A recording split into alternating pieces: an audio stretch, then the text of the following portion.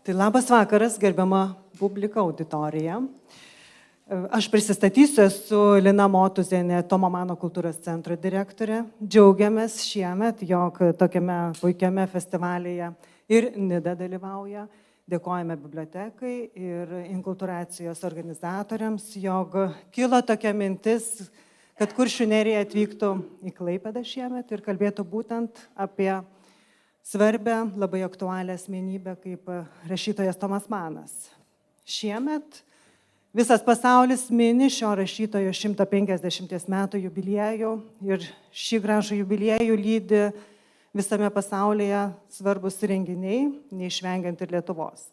Mes kasmet organizuojame Tarptautinį Tomo Mano festivalį, šiemet minėjome jau 29 kartą ir neišvengiamai apie Tomą Maną yra daug kalbama šiame festivalyje. Praėjusiais metais minėjome Tomo Mano kūrinio, vieno iš svarbiausių jo kūrinių Užburtas kalnas 100 metų jubiliejų ir gerbiamas Antanas Gailius, vertėjas, kuris yra išvertęs ne vieną rašytojo Tomo Mano kūrinį lietuvių kalbą, taip pat praėjusiais metais pristatė savo tekstą apie savo santykius su Tomu Manu.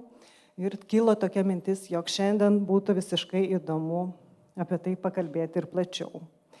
Taigi, kodėl Tomas Manas, ko gero, gerbiamas vertėjas kalbės apie tai, kodėl Tomas Manas jį lydi visą gyvenimą. Taip pat pokalbininkas, istorikas Teodoras Žukas. Taigi perduotų aš renginį abiems autoriams ir linkiu jums įdomaus renginio.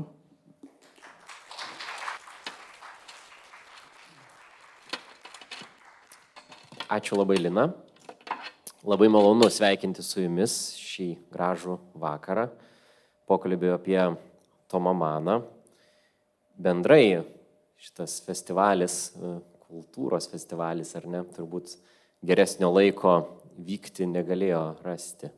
Tai yra tai, kas vyksta mūsų kultūroje, nežinau, ar tai, kas vyksta, galima vadinti kultūra, tai antikultūra kažkokia, turbūt, bet kokybiškas kultūros festivalis yra labai, labai puikiu laiku. Ir pokalbis apie Tomą Maną su vienu pagrindiniu Tomo Mano vertėju į lietuvių kalbą, Antanu Gailiumi. Antanas Gailius yra poetas, vertėjas, publicistas, vertęs be Tomo Mano labai daug kitų svarbių vardų, daugiausiai iš vokiečių kalbos, Šilerį, Rilkę, Kafką, Štefaną Cvaigą, Karlą von Clausewicą visai nesenai, taip pat iš Nyderlandų kalbos kultūros istoriką Johaną Heusingą ir ne vieną kitą autorių. Antanas Gailius, kaip sakiau, yra vienas pagrindinių vertėjų Tomo Mano, nes yra kitas šviesios atminties Vytautas Petrauskas, kuris vertė Užburtą kalną ir Budembrokus. Štai, apie tai pasikalbėsim. Budenbrokų vertimas irgi yra čia viena iš intrigų didžiausių šito mūsų pokalbio, nes galbūt kažkokių mes naujienų jums galėsime taip pat pasakyti. Bet Antanas Gailius, jau tikrai nesuklysiu, kad Antanas Gailius iš vokiečių kalbos vertė Juozapą ir jo brolius ir daktarą Faustą. Tai yra, Antanas Gailius vertė 2 iš mano galva 4 didžiausių Tomo Mano romanų. Didžiausių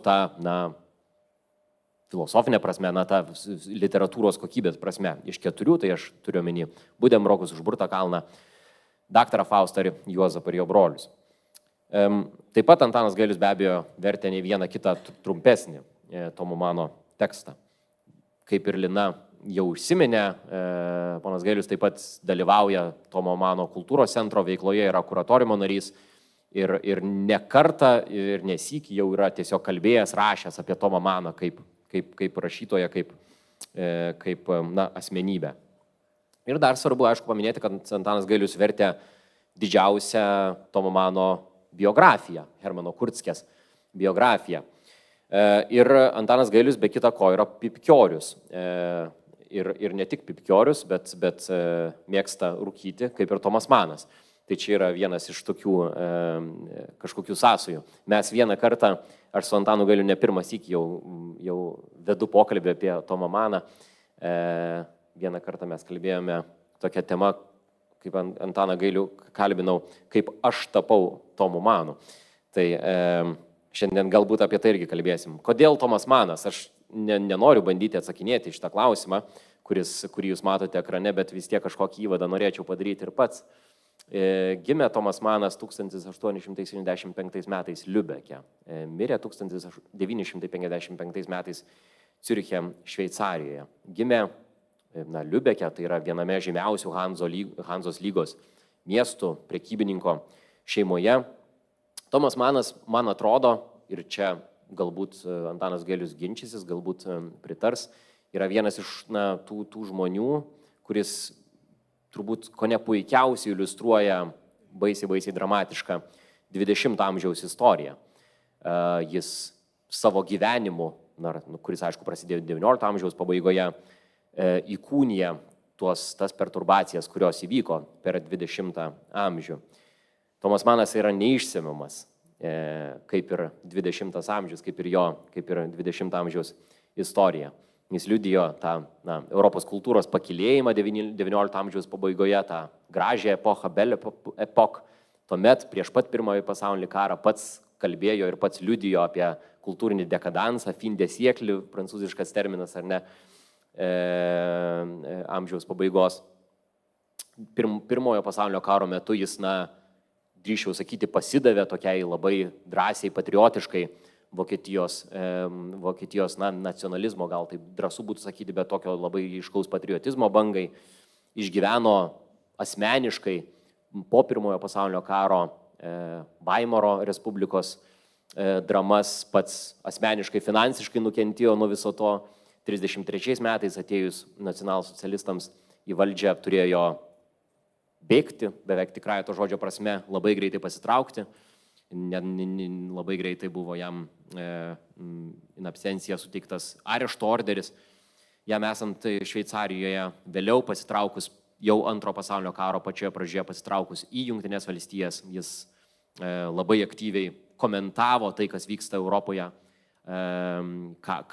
kalbėjo iš esmės Vokietijos publikai ir po Antro pasaulinio karo toliau praleido laikus savo metus Jungtinės valstijos ir paskutinius metus Šveicarijoje. Tomas Manas keitė politinės pažiūras, sakyčiau, buvo labai dinamiškas žmogus.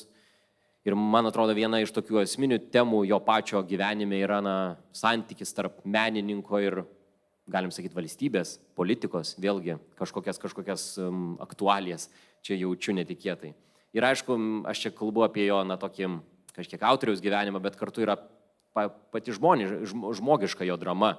Ta šeimos istorija yra baisiai dramatiška, ir jo pačio, aišku, gyvenimas baisiai dramatiškas, ankstyva tėvo mirtis, labai problemiški santykiai su broliu Heinrichu, vaiko savižudybė, jau vėlesniam Tomo Mano gyvenimo etape Klauso savižudybė, bet vis tiek baisiai dramatiška. Ir aišku, tas neišsemiamas Tomo Mano seksualumo, homoseksualumo klausimas, kuris labai dažnai artikuliuojamas populiarioj kultūrai.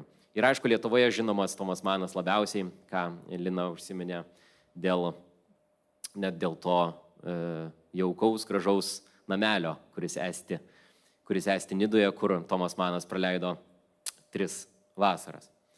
Pats Tomą Maną atradau vasarą 2018 metų, labai netikėtai pradėjus kažkodėl skaityti Užburtą kalną ir visiškai apsėmė mane tas romanas ir po to visą vasarą, tą puikiausiai turbūt visą laiką atsiminsiu tą vasarą, vien Tomo Mano vasarą.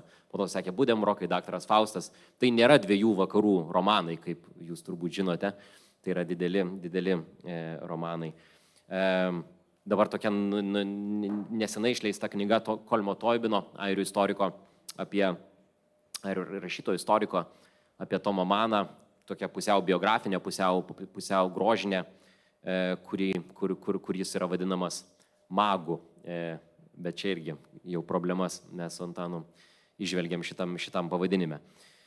Taigi, kodėl Tomas Manas ir kodėl mes šiandien kalbam apie Tomą Maną, kodėl nekalbam apie kitus didžiausius 20 amžiaus rašytojus, tarkim, kokį Prustą, Joyce'ą, Muzilį, Hemingvėjų, Kerouacą ir daugelį kitų. Bet, kažkokia turi būti chronologija ir norėčiau pradėti kažkiek chronologiškai. Antanai, kreipsiuosi gal vardu. Pereikim prie vardų. Pažiūrėsime. Prieš kiekvienas kalėdas pas Antaną kalėdų vakarėlėje tenka dalyvauti, tai mes esam šiek tiek pažįstami. Kokia, Antanai, ta ankstyva istorija, kaip tavo gyvenime atsirado Tomas Manas ir kaip atrodė tų pirmųjų didžiųjų romanų vertimas. Tai yra Daktaro Fausto ir Juozapo ir jo brolio. Antanai. Tai aš šitą klausimą tikėjausi, aš turiu paruošęs atsakymą. Aš jo neieškojau, jis atėjo pas mane pats. Atėjo į studentų bendrabučio kambarį, atsisėdo ir pasiliko pas mane sėdėti. Taip jau dabar, jau daugiau negu 50 metų. Atėjo pro duris. Ne pro duris. Jeigu rimtai kalbant, tai Tomas Manas atsirado pas mano gyvenime iš tikrųjų studijų metais. Mes tada nebuvo ten bakalaurų magistrų, buvo 5 metai studijų. 4. ir 5. kurse pagrindinė vokiečių kalbos mokytoja buvo mūsų tokia docentė Ina Meksinaitė, amžinatilsį. Tie, kas dar keli kursai gal po manęs germanistų tikrai ją atsimena. Šiaip mes skaitėm iš esmės tik Tomą Maną, beveik per visus tos 2 metus.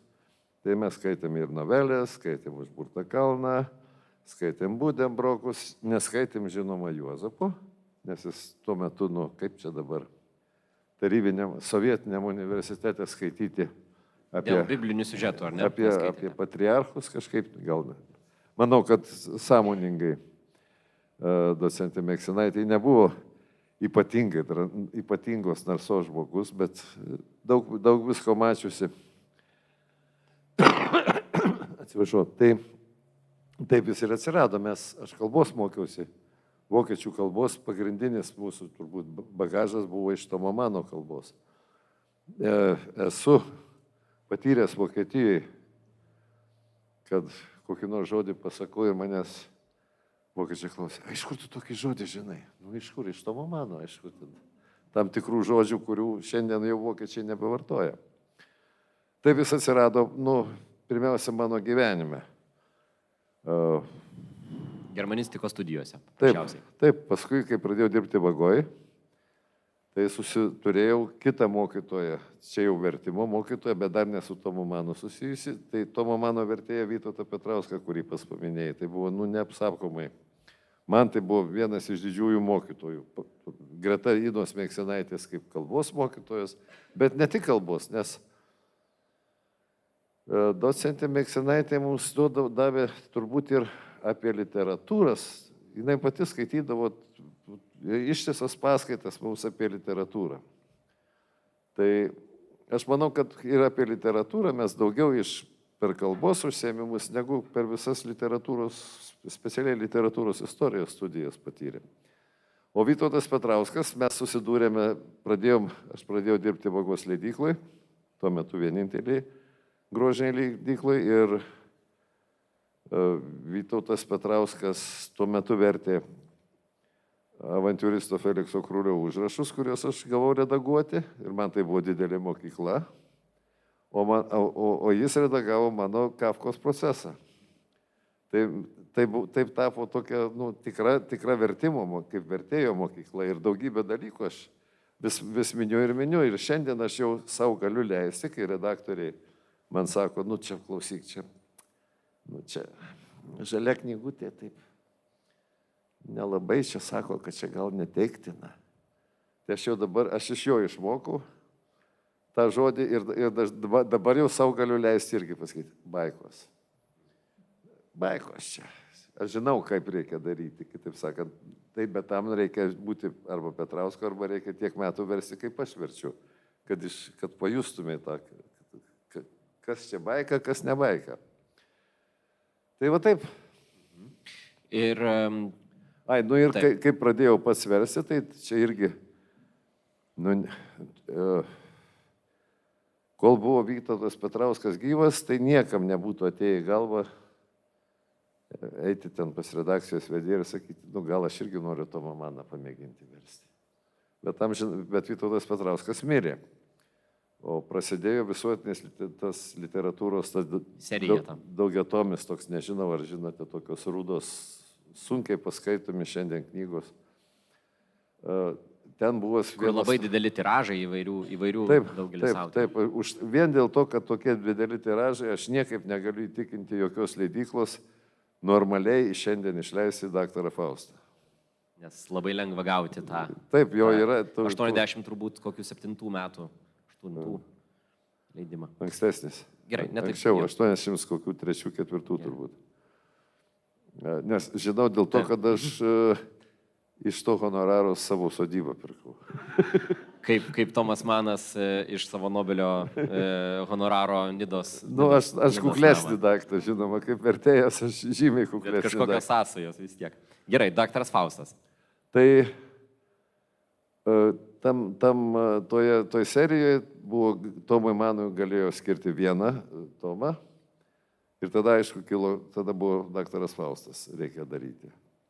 Ir man vedėja redakcijos sako, tai gal tu imsi.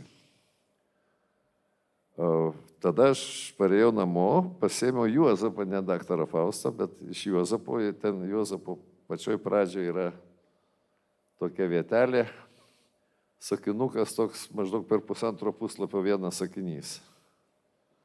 Aš atsisėdau ir pasižiūrėjau, ar aš pajėgsiu su tokiu sakiniu susitvarkyti. Čia su Tomo Mano vertėjui pirmiausia yra tas ilgas sakinys, komplikuotas, sunarstytas. Kai man pavyko tą sakinuką padaryti, aš perskaičiau savo, pagalvojau visai gal nieko ir tada sakiau, gerai, aš imu daktarą Faustą. Taip prasidėjo daktaras Faustas.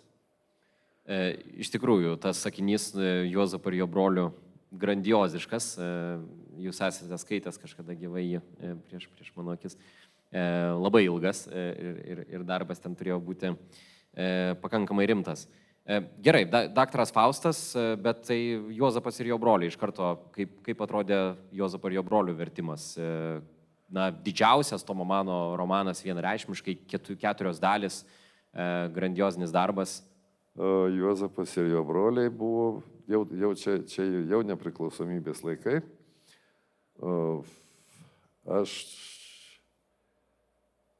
Pasibaigė visi sąjūdžio reikalai, visokios, mes leidom, nežinau, ar kas nors prisimena tokį kultūros almanachą Proskiną, paskui buvo iš pradžių dienraštis, paskui baigėsi, užsidarė kaip savaitraštis Amžius.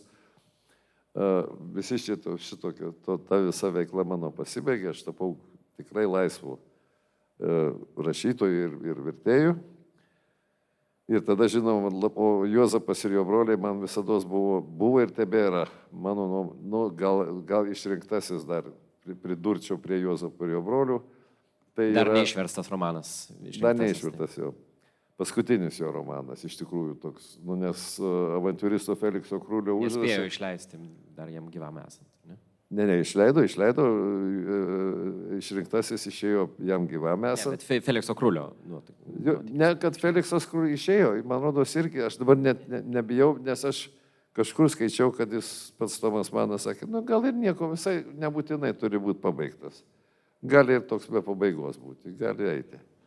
Bet Feliksas Krūlis idėja buvo dar nuo 905 metų. Tai idėja vaikščiojo galvoje žmogaus ir jis, tai ta prasme, nesakau paskutinis, nors iš tikrųjų paskutinis Feliksas Krūlis, taip chronologiškai. Tai kaip tik aš tada ir nusprendžiau, kad dabar reikia daryti Juozapą, kaip pasitraukiau iš visokių tarnybų. Ir tada surengiau aukcioną. Nuėjau pas vieną leidėją, sakau, darom Juozapą. O darom, sako, jo, darom. Gerai, sakau, bet aš dabar išeinu, jau dabar neturiu jokių algų, man reikėtų avanso. Nu ne, sako, ne, avanso tai net nesvajok, jokio, nebus avanso. Gerai, nueinu pas kitą leidėją ir sakau tą patį. Jo, sako, darom. Nu, sakau, bet man reiktų avanso. Nu, kokius 5 litais tada, 5 000 galėčiau duoti. Nu, sakau, man biški mažai. Nu, jau pas trečią leidėją, tai buvo Alma Litera. Leidėja sako, tai kiek tu nori, sako, va, aš jam sakau, man reikia, o kiek tu nori, nu, sakau, 10 000 avansą. Gerai. Tai taip tapo Alma Litera šitos knygos leidėja, kuo aš nesu sužavėtas. Būčiau kur kas labiau būčiau norėjęs, kad būtų išleidęs ar pirmasis, arba antrasis, bet jie nepajėgė, aš jau nekaltinu čia. Čia klausimas, kas kokiais finansais. Alma Litera jau tuo metu buvo didelė leidykla, jau Trestas, jau galėjo sau leisti. Taip.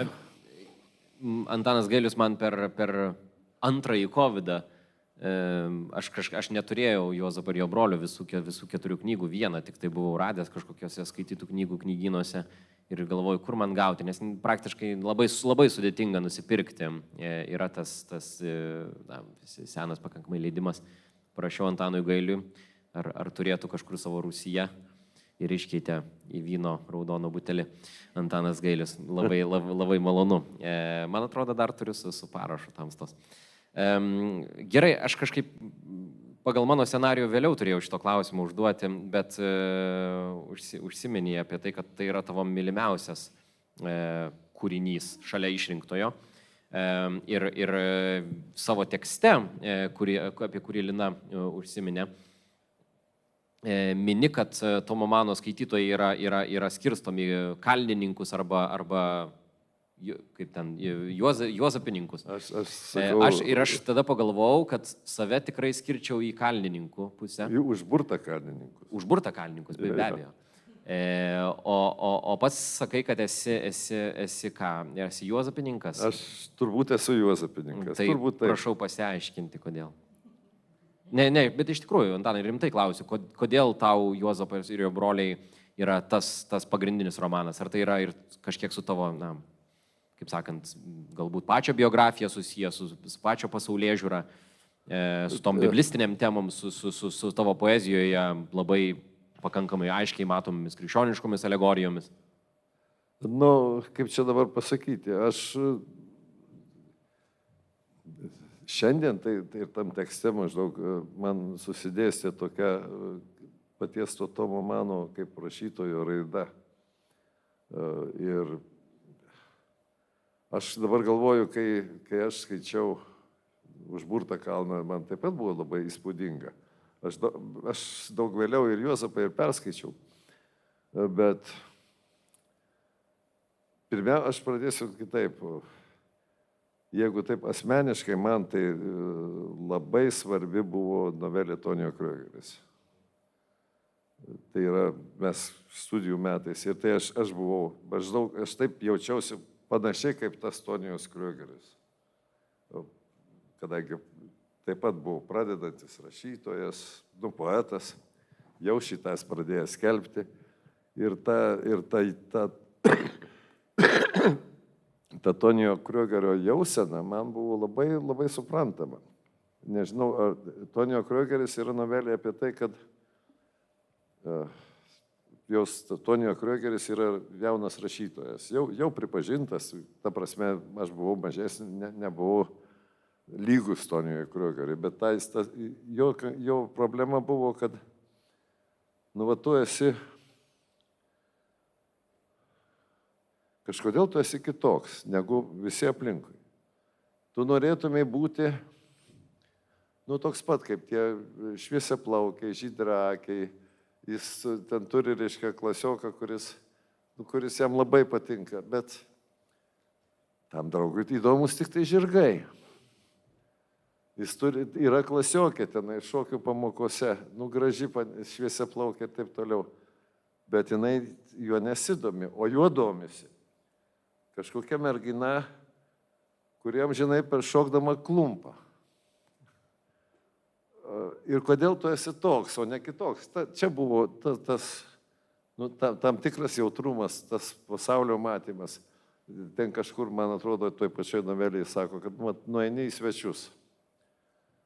Ir norėtum būti svečias kaip svečias. Tai ne, tu jaus, kas nors tau sako, gal tu gali kokią eilėraštį padeklamuoti savo, paskaityk mums savo eilėraščių. Tave iš karto padaro tokį kitokį.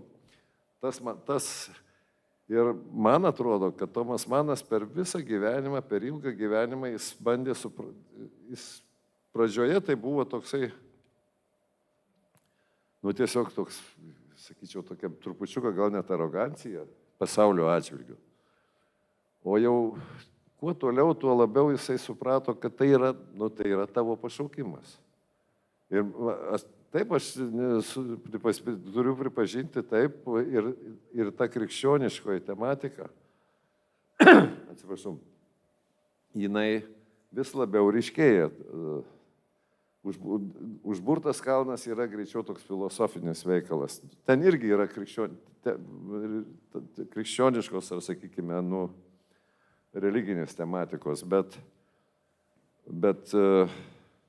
Juozapas ir ypač išrinktasis, man atrodo, kad tai yra knygos apie pašaukimą ir apie žmogaus gyvenimą ir apie tai, ypač išrinktasis, kurį aš svajoju dar kitais metais, galbūt bus proga išversti. Tai yra romanas apie tai, ten pati, tai yra Grigaliaus legenda tokia, kaip apie viduramžių popiežiaus. Taip, kuris 13 amžiaus regis. Jo, ten žmogus padaręs daugybę, dvigubas incestas, ten, baisingai, jis tokia, kaip viduramžių pasakos, jau labai, labai didelės nuodėmės, jis tada 17 metų atgailauja, o kai reikia rinkti popiežių ir niekaip negali išrinkti, kažkaip ten paaiškėja konklavoje, kad reikia surasti tą žmogų. Ta kažkur atsiskyrėlė ant akmens atgailaujantį, jau pavirtusi beveik, reiškia, švilpiuku, tokiu vos ne gyvūnėliu tokiu, nuo to atgailavimo. Jį suranda, atveža į Romą ir kaip tik jis žengia per miesto ribą, visi Romos varpai pradeda patys savaime skambėti. Niekas jų neskambina, patys varpai skamba ir taip pasveikina naują popiežių. Man įdomiau ten yra, tom pačioj pradžioje yra, Tomas Manas sako, o tai ką tie varpai skamba, ką jie byloja. Jie sako, vienoje pusėje sako, Domine intesperavi. Tai išvertus būtų, viešpatie tu mano viltis arba tavimi pasitikiu. O kita pusė sako, kitoj pusėje varpai atsako, beati quorum tecta sunt peccata. Palaiminti, kurių nuodėmės yra paslėptos, uždegtos, kitaip sakant, kuriems yra atleista. Man atrodo, kad čia yra Tomo Mano, jeigu norite, tikroji krikščionybė. Jūs maišausi tarp tu ir jūs, atsiprašau, kaip ir vardinau, ir pats sakei, ir skaičiau Kafkos procesą, puikus vertimas, Cvaigo veikalai, visi kiti vertimai. Kuo iš esmės, lyginant su visa kita vokiška proza, ką esi vertęs, kuo iš esmės, mano kalba yra kitokia?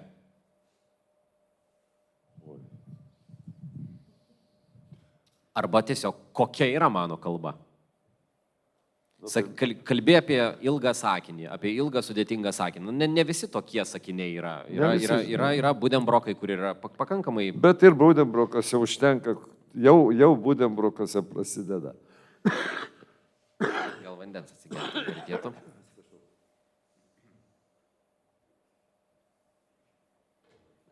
Tie sakiniai jau ten prasideda. Bet... Kas yra Tomo Mano kalba? Jinai pirmiausia yra labai turtinga. Labai daug aspektų, labai daug ir daugybė žodžių, kurių tikrai šiandien šiuolaikinė vokiečių kalba jau net nebežino. Daugumą, jau net Budembrokus, aš dabar, kai man kyla kartais, aš kaip tik šiuo metu verčiu, reiškia, Budembrokus ir... Tai va, čia jau išdavai paslaptį, aš norėjau vėliau šitą atskleisti, bet taip, Antanas Gailius dirba su nauju, visiškai šviežiu Budembrokų vertimu. Gerai, bet gal prie to dar tuoj pat apie kalbos sugrįžti, bet apie kalbą. Tai kai man kyla klausimas, nu kaip čia, aš iš esmės žinau, kas parašyti, nu, bet man svarbu, reiškia, niuansas, į kurią čia pusę labiau tikslinti tą žodį. Gal kokį pavyzdį gali pasakyti? Tarkim, iš dabartinio darbo. Oi. Apie laiptinę. Ne, tai čia ne apie laiptinę. Laiptinė tai čia vaizdo klausimas, kaip išsidėsto, bet dabar taip akimirksniu neištrauksiu iš galvos konkretaus žodžio. Bet kai tu eini į Dudeną, Dudenas yra vokiečių aiškinamasis žodynas toks šiuolaikinis, tai dažniausiai žiūrėk ir randi veraltet. Pasenęs, reiškia, atseit. Arba naudojamas labai retai, nes ten rodo, reiškia, dažnumą to žodžio kalboje. Nu tai, pirmiausia, tai, sakau, nu ir aišku, jinai labai yra intelektuali.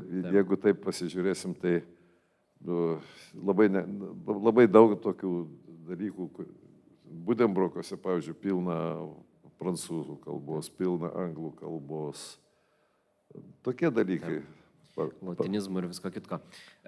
Gerai, dabar galim kažkiek pajudėti taip apie Tomo Mano gyvenimą ir galbūt kažkiek apie Lietuvą. Ar galėtum kažką pasakyti, ką Tomas Manas veikė Nidoje? Veikdavo šitas 3 vasaras, man atrodo. Jis veikia tą patį, ką jis veikia visur. Dirbo. Jis dirbo visada, jis kasdieną dirbo, kiek žinau, tikriausiai buvo visokių spragų netyčia, ten kelionės ar dar kas nors, bet jeigu jis buvo savo namuose, tai jis valgė pusryčius, 9 sėdo prie stalo ir iki 12 sėdėjo ir niekam nebuvo galima, išskyrus Elizą, bet vienintelė dukrelė, kuri jeigu ką galėjo įlysti pas tėvą. Šiaip tai net vaikams sergėk Dieve, niekam nebuvo galima įeiti į kabinetą. Jis dirbo iki 12, tada pietavo, tada po pietų jisai rašė laiškus, skaitė, klausėsi muzikos. Ta patį jis darė ir Nidoje. Kiek žinau, į pležą eidavo, bet pležą, reiškia, sėdėdavo su vasariniu kostiumu, su skrybelė. Tokioj neva palapiniai, neva... Tokiam kaip krėslė. Krėslė, jo. Žinau, reiškia, istoriją Leonas Stepanauskas yra aprašęs savo knygoje apie... Jis kartą jį pasėmė, išplaukė su žvejais į marias naktį žvejoti. Tai buvo tikras sukrėtimas.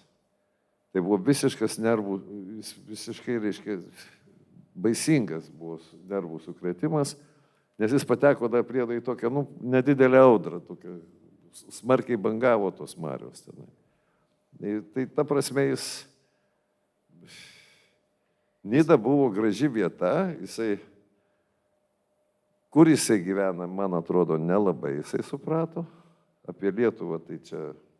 Žinau, ten Tomo Mano muziejus yra išleidęs ten tą Lietuvos, mėgino, aišku, iš Lietuvos žurnalistai važiavo, ten mėgino su juo interviu daryti ir klausė, gal tai į Kauną atvažiuosi. Jis, aišku, mandagiai paliksėdavo, bet tikrai neketino niekada į Kauną važiuoti, kai rašo apie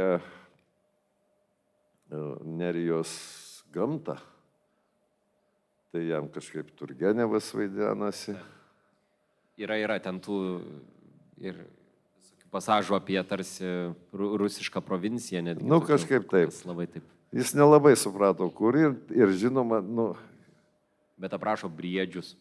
O briedžius, kuriuos jisai važiavo žiūrėti, jį irgi buvo jam specialiai suorganizuota kelionė, vežėsi jį tenai su vežimu, ieškoti briedžių, bet jis briedžių taip ir nepamatė.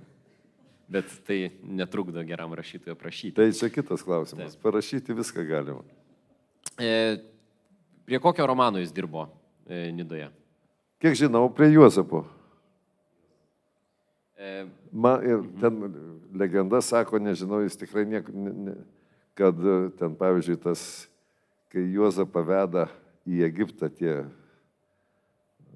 parduoti į Egiptą. Ir ten traukia palei jūrą, tai sako, kad čia panašiai, kad čia jis nusirašė nuo Nidos kopų, nuo to tą kraštovaizdžio aprašymą. Tarsi dykumos ir kopos.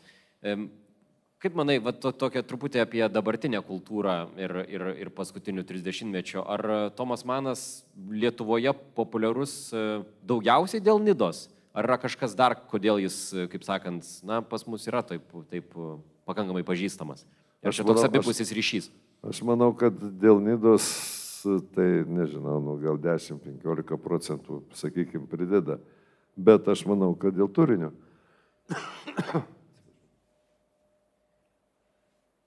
Turinio ir kokio, kokio specifiškai turinio tada? Pirmiausia, jis jau sovietmečiu buvo pripažintas vis dėlto. Formaliai vis tiek turbūt mes, taip, oficialioji linija buvo, kad Heinrichas Manas yra didesnis, nes Heinrichas Manas buvo toks labai socialistuojantis. Be 5 minučių. Taip, vos netapo Rytų Vokietijos meno akademijos prezidentu, bet nespėjo, dėkui Dievui.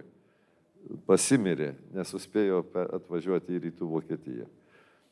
Bet Tomas Manas vis tiek buvo, jis visas buvo rusiškai leidžiamas. Čia vėl istorija konkreti, kai išleido jo raštus ir dar jam gyvam esant tada. Ir klausimas buvo, kaip honorarą jam sumokėti.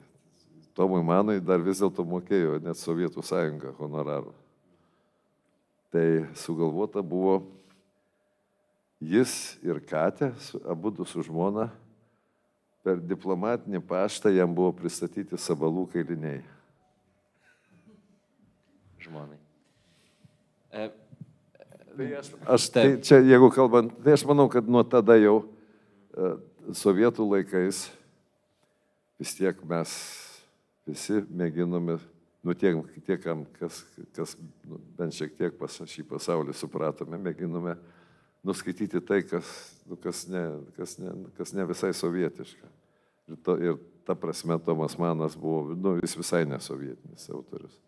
Tai atsiranda iš kartos į kartą tas persiduoda. Šiandien, man atrodo, jis mažiau turbūt skaitomas negu kad anais laikais. Toks truputį paradoksas, ne, kad jis nors šiaip savyje toks ir savo gyvenimo būdu pakankamai toks vartojantas, tarkim, marksistinės savokas, buržuaziškas, toks iš savęs, bet jis, ir antrojo gyvenimo pusėje nebuvo, kaip sakant, aršus antikomunistas toli gražu. Nebuvo labai didelių pasisakymų, nors visokių dinamikų Amerikoje, ypač buvo per tą makartizmo visą laikotarpį po karo, net kai Tomas Manas netgi kaltinamas buvo tarsi prokomunistiškumu ir po to liudijo įvairiose komisijose.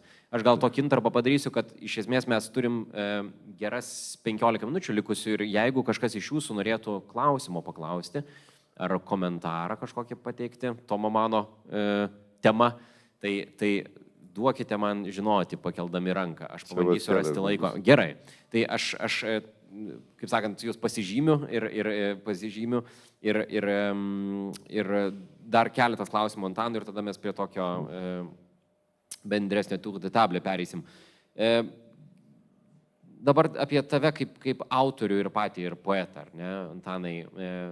Toks galbūt kažkiek banalus klausimas, bet nežinau, kaip kitaip jį suformuluoti, negu tai banaliai. Ką tau davė Tomas Manas, kaip šiuo atveju, kaip poetui, nes vis tiek daugiausiai tu esi be vertimų, esi poezijos autorius. Oi, Nežinau. Gal nieko nedavė, gal tai Kaip buvo tiesiog... Aš nežinau, ar jis davė man kaip žmogui, jis tai savaime, bet tikrai ne tik Tomas Manas, man... Rilkė. Išdaviau. Rilkė, žinoma, irgi, bet aš noriu pasakyti, kad mes visi, mano amžinatėsi toks jaunystės laikų draugas, sakydavo, kad žmogus yra citatų rinkinys. Turėjo tokį, jis mėgo visokias sentencijas tokias. Sakydavo, pavyzdžiui, kad egzaminai tai yra žinių demonstravimo šventė. O apie žmogų sakė, kad mes esame visi, kiekvienas esame citatų rinkiniai ir aš manau, kad tai yra labai daug teisybės. Todėl aš niekaip negalėčiau pasakyti Tomas Manas man. Nu visą, ką aš skaičiau, daugybė autorių, kurių tu gal kitas iki, juk yra tas pats, kai tu ką nors pasakai ar parašai, tu taip kaip mestum akmenukai į šulinį, gal ateis koks aidas, o kitas iki gal ir nieko neišgirs, jeigu labai gilus šulinys bus. Tai tas pats yra ir su tuo, ką tu suvalgai. Tu irgi čia įsimeti į šulinį ir tu labai sunku nusakyti, kuris dabar čia tas akmenukas man yra Tomas Manas. Bet kaip žmogui ir, kaip ir tam tikrą prasme, kaip man jo kantrybė ir ištvermė. Tai būtent tas... Daryti tai, ką tu išmanai, ką tu jauti, kad čia tavo reikalas, tavo pašaukimas, tu tą darai ir darai ir darai ir darai. Nes štai man niekada, man gyvenimas niekada. Ir čia toks, vėlgi toks paradoksas, kad čia ir pačio Tomo Mano gyvenimas apie tai kalba, ką tu pasakėjai, ir kartu tam tikrą prasme tavo gyvenimas su tais vertimais, kurie nebijoju reikalavo labai daug darbo ir tokio... Kartais nemanau, kad ten labai nuotaikingo, galbūt kartais labai... Tai aš mėgau ir dabar jau mažiau mane kas apie tai klausia, bet šiaip tai aš mėgau sakyti, kad vertėjas tai dirba su 4 pusrutuliais. Su 2 viršutiniais, bet ypač su 2 apatiniais pusrutuliais, nes reikia labai ilgai, daug ir ilgai sėdėti. Tai tas tokia... Tai vertėjau, kad vertėjui, bet man niekada neteko taip kaip Tomui Manui, taip būti, taip gyventi, kad aš galėčiau rytą. Aš pavyzdžiui, čia vėl iš Nidos istorija, iš Stepanausko papasakota. Kartą Nidoje tarnai buvo visi paleisti po popietę, gavo laisvą popietę, bet pas Katę ir Tomą buvo svečių. Arbatėlės ar kavos ten. Ir Katė paprašė Tomą, tą namą žinote, maždaug įsivaizduojate, paprašė Tomą, kad jis nueitų į virtuvę atneštų grietinėlės. Tai už pusvalandžio Katė turėjo eiti, ieškoti ir grietinėlės, ir paties Tomo, nes jis niekaip nežinojo, kur toj virtuvė yra jo grietinėlė. Tai man taip gyventi neteko niekada ir už tai aš negaliu sakyti, kad aš lygiai taip pat kaip jis, nuo 9 iki 12 sėdžiu, dirbu, po to vėl, reiškia, kažkas man paduoda valgyti, po to vėl aš sėdžiu ramiai dirbu, kitaip, kitas gyvenimas, bet tas nusiteikimas, kad reikia būti ištikimam savo, tam, kas tu esi. Tai ta turbūt. Iš tikrųjų visai romantiškai klausosi tokia dienotvarkė, ar ne, nuo 9 iki 12 darbas, o po to pasivaikščiojimai kažkiek, kiek atsimenu, laiškų rašymas, muzikos klausimas, Vagnerio ypač. Paklausk, kodėl būtent Kuršių neriją pasirinko Tomas Manas. Ir taip pat noriu jūsų paklausti, ar Lotą Vaimerę jūs irgi vertite? Aš iš karto į antrą atsakau, iš karto Lotą Vaimerę vertė Vytautas Petrauskas. Tikrai geras, įdomus man labai romanas irgi, bet jis labai specifiškai vokiškas. Labai specifiškai apie 19 amžiaus pradžią. Ten pirmiausia, ten irgi yra mano nuomonė. Su Goethe labai susijęs. Su kuo? Su Goethe. Ne, tai Goethes romanas, romanas apie Goethe. Čia vėl galėtumėm toliau nueiti, kaip Tomas Manas norėjo būti toksai pat, jis norėjo būti Goethe. Ir kaip jie konkuravo su Hauptmanu, kuris iš jų labiau Goethe yra. Čia atskira, vėl anekdotai, čia literatūros pasaulis. Kaip norėjo rašyti romaną apie Friedrichą Didįjį. Bet Lota Veimarė. Lota Veimarė yra apie Goethe bet aš manau, ir apie Tomą Maną. Apie tai, kad rašytojas, kūrėjas, iš kur jis pasima visą tai, ką jisai rašo. Jis pasima iš aplinkinių, jisai yra tam tikra prasme tikras siurbikas. Tai, Budenbrokai čia yra puikiausias, geriausias pavyzdys, kai išėjo Budenbrokai, tai Liubeke knygynuose buvo knyga padėta, o šalia buvo lapelis, kuriame buvo parašyta: šitas veikėjas yra senatorius Liubeko gyvas, dabar veikiantis tas, šitas, tas, šitas, tas, šitas, tas. Po to Tomas Manas 20 metų Liubeke nesilankė. Nes, aišku, kad jis buvo nekenčiamas tenai. Tai va, o Nidoje, kaip jis atsirado? Nidoje, aš nesu tikrai biografas, čia apytikrai jums pasakoju, bet maždaug taip, kuris nuvažiuodavo ir jie nuvažiuodavo kur nors ir rasdavo gražią vietą, jis vis sakydavo, su Katė, čia jie liudija, kad jis, pasistatom čia namą, kaip čia gražu. Bet taip neišėjai, pasvajodavo ir pasilikdavo, bet buvo gavęs neseniai Nobelio premiją, buvo paprašyti ten su paskaitu ar su skaitimais, buvo Karaliaučiuje ir draugai iš Karaliaučių sako, jam čia yra tokia labai gražios vietos, važiuojam į Nidą. Jas garlaiviu atplaukė į Nidą, pavaikščinėjo, pasižiūrėjo ir jam patiko labai tas kalnas, tas Uošvės kalnas. Ir jie vėl pasakė, o čia pasistatyti vasarnamį mums, nes jie vasarnamį tuo metu jau neturėjo.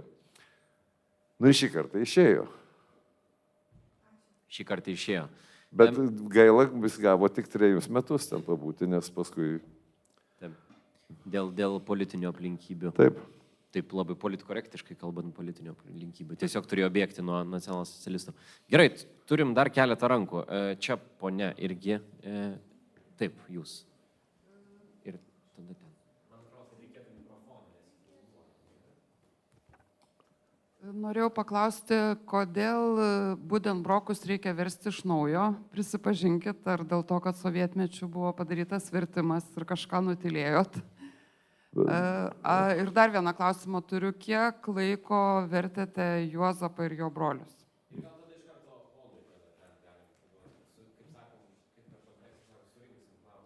Jūs minėjot, kad kalbėsite apie kaip magą.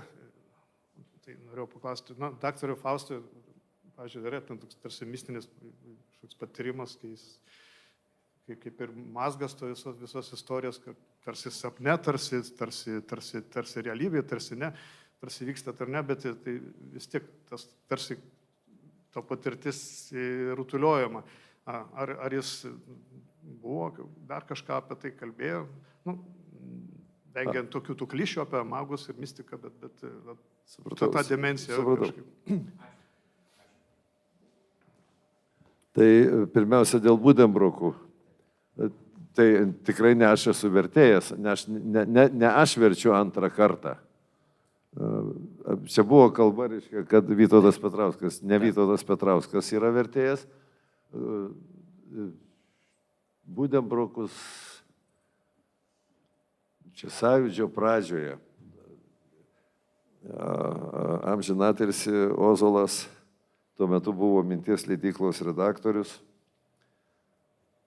Ir jis ten kūrė planus tokius visų didžiųjų Europos rašytojų, tiesiog rinktinius pilnus raštus leisti.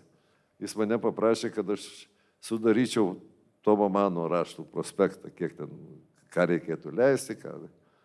Ir aišku, aš pradėjau žiūrėti pirmiausia nuo to, ką mes turime. Turime Budenbrokus. Yra parašyta ten pavardė. Man jinai nieko nesakė. Tada aš skambinau, jau dabar irgi amžinatilsį, tuometiniam buvusiam mano šefui Vagos leidyklos vyriausio redaktoriaus pavaduotojui Visockui, kuris nuo pokario visą gyvenimą su Vaga gyvenęs Jis buvo mūsų verstinės literatūros, kaip vyriausio redaktoriaus pavaduotojas, už verstinę literatūrą atsakingas. Aš jam skambinu ir sakau, nu kas yra tas žmogus? Visockas man telefoną taip. Jo, sako, atsimenu, vaikščiojo toks. Lyg tai užsienio reikalų. Vaikščiojo, turite omeny. Lyg tai, vagoje, ateidavo į vagą.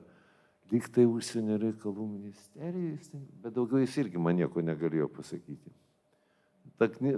Budenbrokai, jeigu neklystu, yra ten 50 kelintų metų, vos nedar gyvam esant tas vertimas. Ir jis po to kartotas ir net tai labai senai dabar yra pakartotas, bet aš jo negaliu jums nieko pasakyti, ar jis geras, ar blogas. Aš jo dabar tai jau net džiaugiuosi, kadangi darau naują vertimą, tai labai būtų blogai, jeigu aš būčiau jį ten stropiai skaitęs, tikrinęs, tai tada peršasi tos pačios tie patys dalykai. Aš verčiu, nežinau, kai išeis, galėsite pasimti ir pasižiūrėti.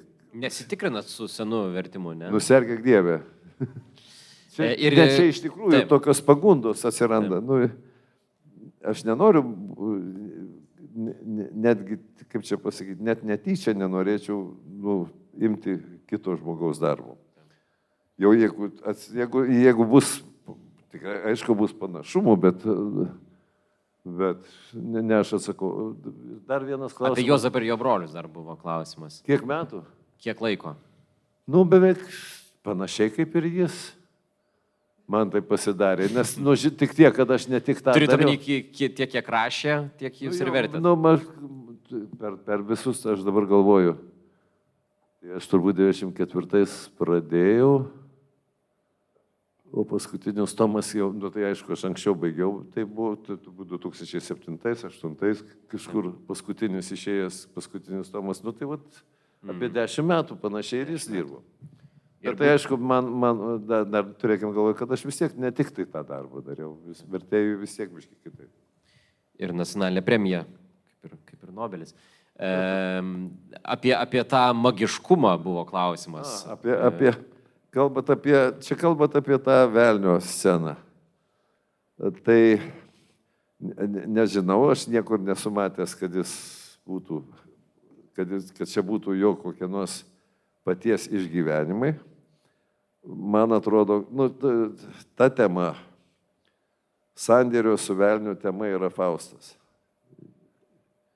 Dėl to ir čia vėl galime ieškoti sąsajų su Gėte. Iš vienos pusės. Kodėl Faustas? Kita pusė yra, kad tai yra istorija apie rašytojų. Jau, sakykime, politiniais, čia yra klausimas politinis, kas atsitinka su menininku, jeigu jis leidžiasi į sandėrį su velniu. Tas mums šiandien neapsakomai aktualu. Gerai. Tas velnės nebūtinai, reiškia, yra tas, ką žadėjo velnės Adrianui Leverkiūnui. Kad tu galėsi daryti, ką nori, parašysi, galingiau, būsi fantastiškas. Šiandien sako, tu būsi, tau dausim premiją, dar ką nors, tas pats, tos pačios pagundos. Bet jau daktarė Faustė atsiranda ta krikščioniškoji melodija, kuri man prie širdies, bet už tai tu negalėsi nieko mylėti. Taip. Ir man tai ypač tokie pasažai, ne tiek, kad ten dideli labai svarstymai, bet fragmentai daktaro Fausto apie Vokietijos kaltę, antrą pasaulinį karą, apie jau netgi tam tikrus holokausto apmąstymo vingius, kurie, kaip Tomas Manas rašo, kaip Vokietijai, jis jau nesako, mums reikės, o Vokietijai reikės gyventi su visa ta kalte.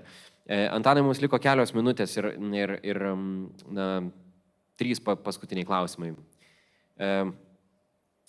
Nemanau, kad visi čia esantis auditorijoje yra taip nuodugniai išilgai viską perskaitę, kas yra išversta į lietuvių kalbą Tomo Mano.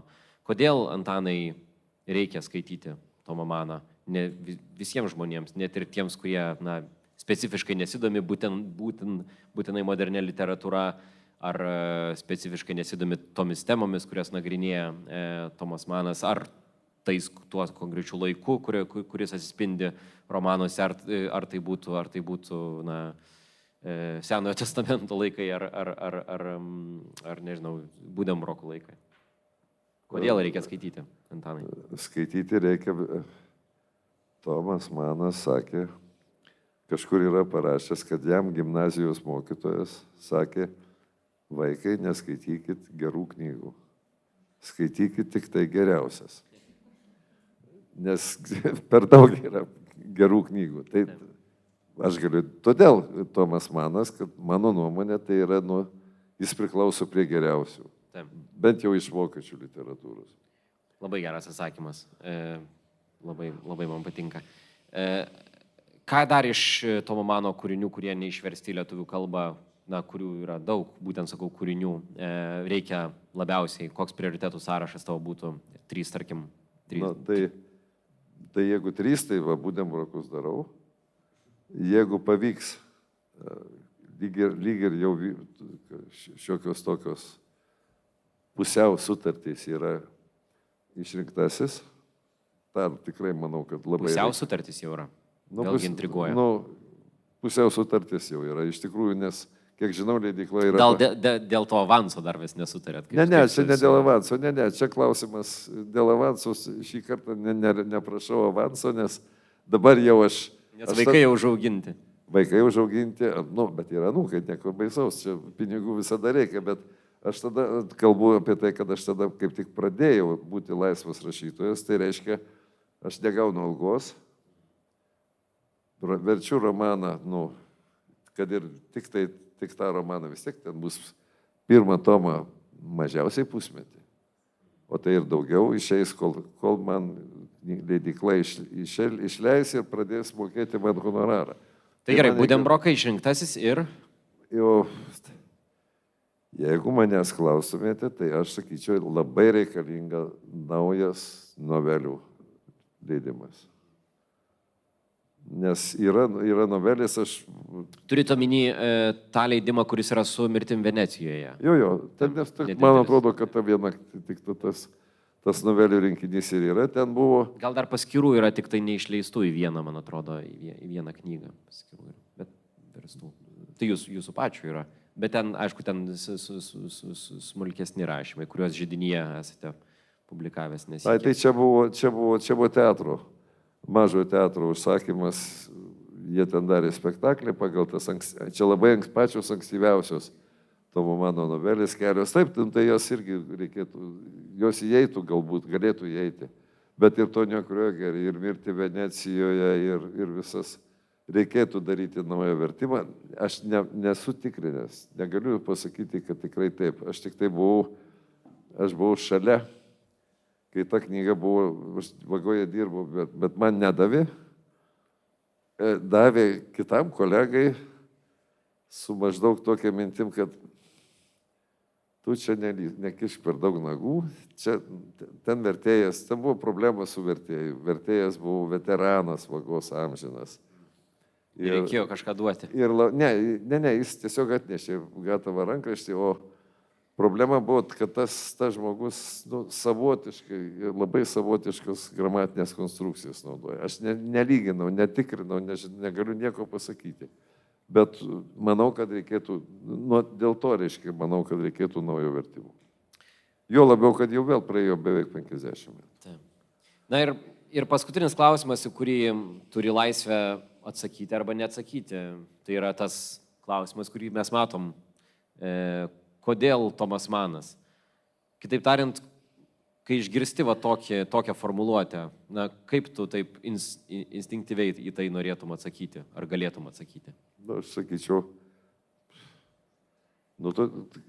jeigu kam nors reikalingi gyvenimo pavyzdžiai kažkokie, tai Tomas Manas yra vienas iš pavyzdžių. Kaip gyvo žmogaus pavyzdys, su visom savo keistenybėm, kaip kiekvienas iš mūsų. Bet, pavyzdžiui, jau užsiminėjai pačioj pradžioje, nuo monarchisto iki, gal ne socialisto, Taip. ne socialdemokrato. Pagalvokite, kiek žmogus su savim dirbo, kiek jis bandė suprasti pasaulį ir kodėl jis taip, o ne kitaip rinkosi. Tai čia verta, būtų labai gerai, kad mes kiekvienas apie save apie tai pagalvotume. Ponios ir ponai, labai ačiū už jūsų dalyvavimą šį vakarą. Ačiū labiausiai, aišku, Antanui Gailiui už jo laiką ir už šitą, man atrodo, labai įdomų pokalbį. Dėkoju organizatoriams šio puikaus festivalio. Turbūt organizatorių vardu kviečiu lankytis kitose visose renginiuose, kurie dar tebevyks artimiausiamis dienomis. Ir svarbiausia, kviečiu skaityti Tomą Maną. Geriausia.